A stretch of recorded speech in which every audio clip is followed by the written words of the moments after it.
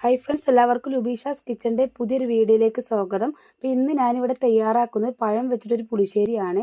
സിമ്പിളായിട്ട് തയ്യാറാക്കി എടുക്കാൻ പറ്റും, നല്ല ടേസ്റ്റി ആയിട്ടൊരു പുളിശ്ശേരിയാണ്. അപ്പോൾ ഈ പുളിശ്ശേരി എങ്ങനെ തയ്യാറാക്കും നോക്കിയാലോ. അപ്പോൾ അതിനായിട്ട് ഞാനിവിടെ ഒരു മൺചട്ടി എടുത്തിട്ടുണ്ട്. അതിലേക്ക് 2 പഴം കട്ട് ചെയ്തിട്ട് ചേർത്ത് കൊടുക്കുന്നുണ്ട്. അപ്പോൾ മീഡിയം സൈസിലുള്ള പഴമാണ് എടുത്തിട്ടുള്ളത്. ഇനി അതിലേക്ക് 2 പച്ചമുളക് കട്ട് ചെയ്തിട്ട് ചേർത്ത് കൊടുക്കാം. കൂടെ തന്നെ ഒരു 2 തണ്ട് കറിവേപ്പിലയും കൂടി ചേർത്ത് കൊടുക്കുന്നുണ്ട്. അതിനുശേഷം 1/2 സ്പൂൺ മഞ്ഞൾപ്പൊടി ചേർത്ത് കൊടുക്കാം. ഒരു ചെറിയ പീസ് ശർക്കരയും കൂടെ ചേർത്ത് കൊടുക്കുന്നുണ്ട്. ഇനി ഇതിലേക്ക് ചേർത്ത് കൊടുക്കുന്നത് കായപ്പൊടിയാണ്. അപ്പോൾ ഒരു പിഞ്ച് കായപ്പൊടി ചേർത്ത് കൊടുക്കാം. അപ്പോൾ കായപ്പൊടി കൂടി പോകരുത്. അതിനുശേഷം ഇതിലേക്ക് ആവശ്യമായിട്ടുള്ള ഉപ്പും കൂടെ ചേർത്ത് കൊടുക്കുന്നുണ്ട്.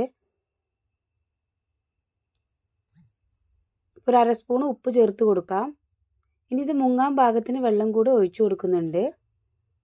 അപ്പോൾ ഇതിലേക്ക് മുളക് പൊടി ഇട്ട് കൊടുക്കണം. അപ്പോൾ ഞാൻ മറന്നു പോയിട്ടുണ്ട്. അപ്പോൾ മുളക് പൊടിയും കൂടി 1/2 സ്പൂൺ ഇട്ട് കൊടുക്കാം. എന്നിട്ട് ഒന്നും കൂടെ മിക്സ് ആക്കിയതിന് ശേഷം മൂടി വെച്ചിട്ട് ഈ പഴം ഒന്ന് വേവിച്ചെടുക്കണം.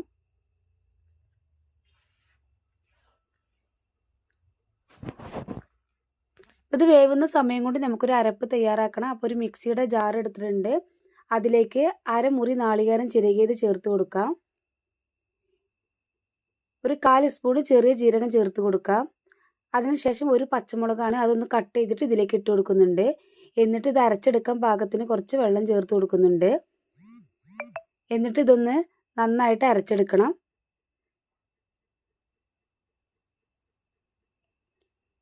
അപ്പോൾ അത് അരച്ചെടുത്തിട്ടുണ്ട്. അപ്പോൾ അത് പഴമെല്ലാം നന്നായിട്ട് വെന്തിട്ടുണ്ട്. നമ്മൾ അരച്ചെടുത്ത അരപ്പ് ഇതിലേക്ക് ഒഴിച്ചു കൊടുക്കാം.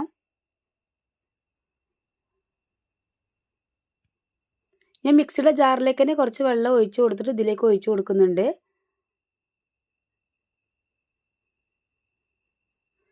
അതിനുശേഷം ഇതൊന്ന് തിളപ്പിച്ചെടുക്കണം.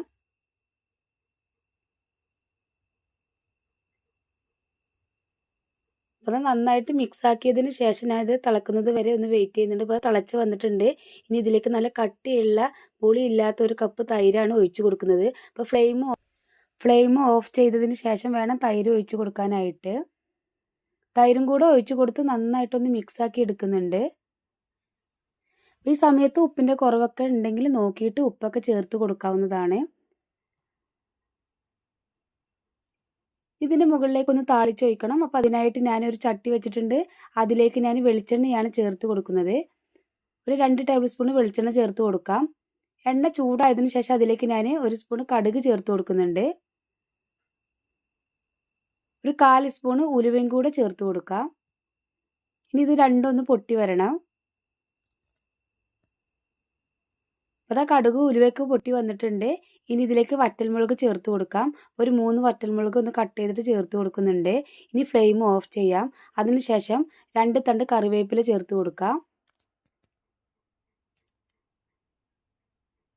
ഒരു 1/4 സ്പൂൺ കാശ്മീരി ചില്ലി പൗഡർ ഞാൻ ഇട്ട് കൊടുക്കുന്നുണ്ട്.